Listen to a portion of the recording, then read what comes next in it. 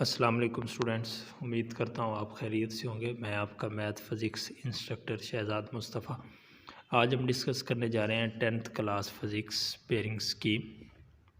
इसमें मैं आपको बताऊंगा कि आपका जो 10th क्लास का 2023 का पेपर आ रहा है वो किस पेयरिंग के अकॉर्डिंग आ रहा है, किस चैप्टर में से कितने शॉर्ट क्वेश्चन, एमसीक्यूज़ और किस तरह से लॉन्ग क्वेश्चंस की पेयरिंग होगी।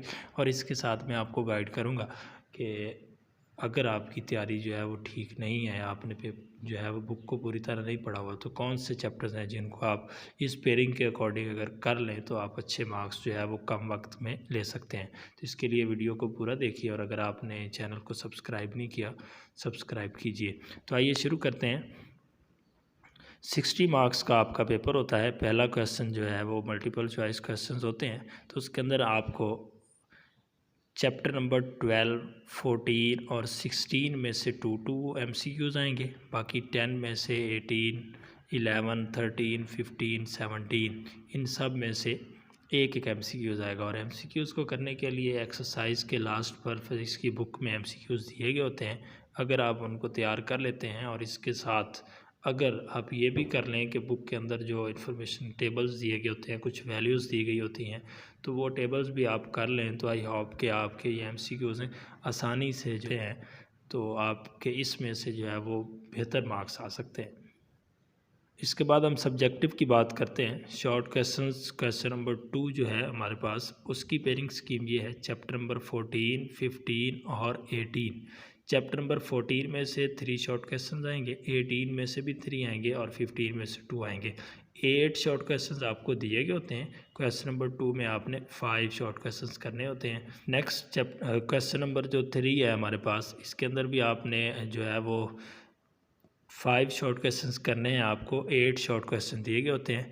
इसमें चैप्टर नंबर 11, 13 और 17 है। 11 से 2 शॉर्ट क्वेश्चन आएंगे और 17 एंड 13 में से आपको 3 शॉर्ट क्वेश्चन आएंगे। क्वेश्चन नंबर 4 है हमारे पास। क्वेश्चन नंबर 4 में भी आपको 8 शॉर्ट क्वेश्चन दिए गए होंगे, आपने 5 शॉर्ट क्वेश्चंस करने हैं। तो चैप्टर नंबर 10, 12 और 16 जो है, इन 3 चैप्टर में से आपका क्वेश्चन नंबर 4 आएगा।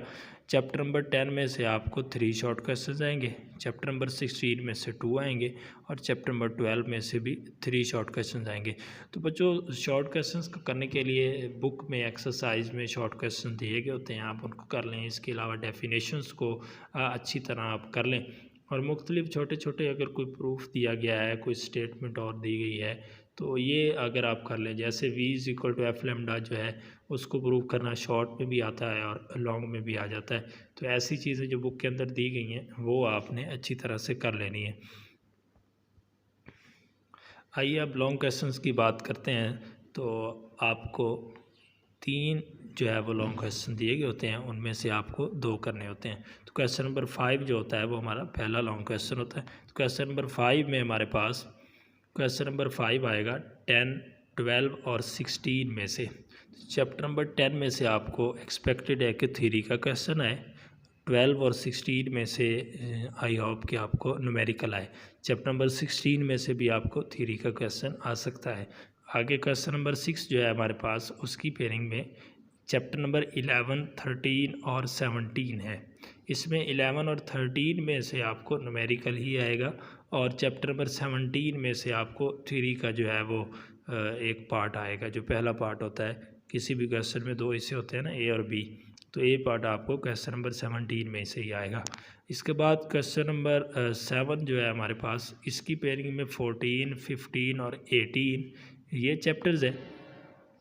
इसमें आपको 14 और 15 में से थ्योरी का टॉपिक आएगा, 18 में से जो है वो आपको न्यूमेरिकल आएगा और थ्योरी भी आ सकती है। यानी इसके अंदर आपको ये तीनों चैप्टर्स ही थ्योरी और न्यूमेरिकल के हवाले से तैयार करने होते हैं ताकि आप इसको अटैम्प्ट कर सकें। अगर आप इसमें ही देखें तो क्वेश्चन नंबर 5 और 6 जो है इसको आप आसानी से जो है वो तैयार कर सकते हैं। तो जिसको पूरी तरह से बुक तैयार नहीं है वो कम से कम इसको तैयार कर ले और इसके साथ जो शॉर्ट क्वेश्चन एक्सरसाइजेज में दिए गए उनको तैयार कर सकता है और MCQs जो दिए गए हैं उनको पढ़ ले तो उसके अच्छे मार्क्स जो है वो फ़िज़िक्स में आ सकते हैं।